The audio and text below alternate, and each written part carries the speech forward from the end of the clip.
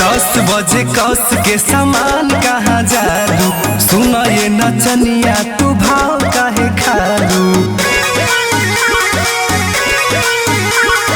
10 बजे कस के सामान कहाँ जालू, सुना ये नचनिया तू भाव काहे खालू।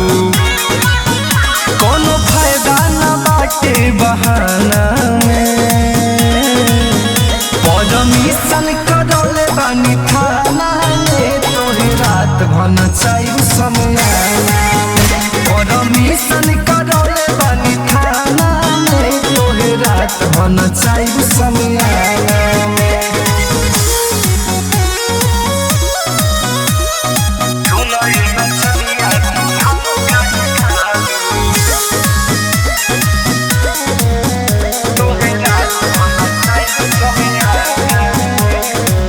देख हई फिर नाटा, अनकानी जानी साटा पकड़, ना तो कटा जाई बाटा, सजही से जन माथा पर चढ़।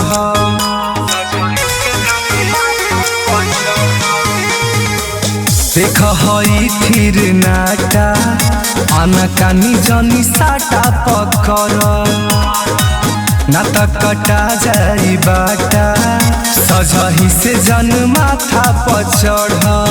न तो गोली चला देब खजाना में, परमिशन करौले बानी थाना में, तोहे रात भन चाहिए समयाना में।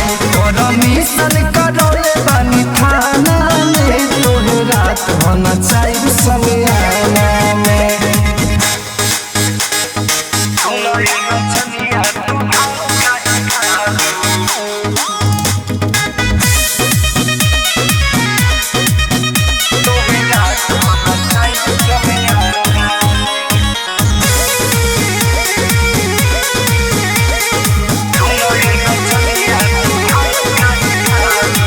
कंच तू ही बारू गोरी, आके हिला दान मंच, रंजन सगे बेटो रायल, बाड़े आज मुखिया सरपंच।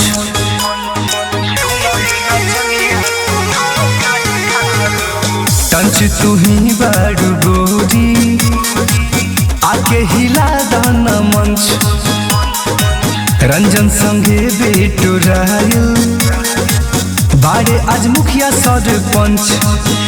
जन बुझाया बारू मैं खाना में, परमिशन करौले बानी थाना में, तोहे रात भन चाहिए समयाना में। परमिशन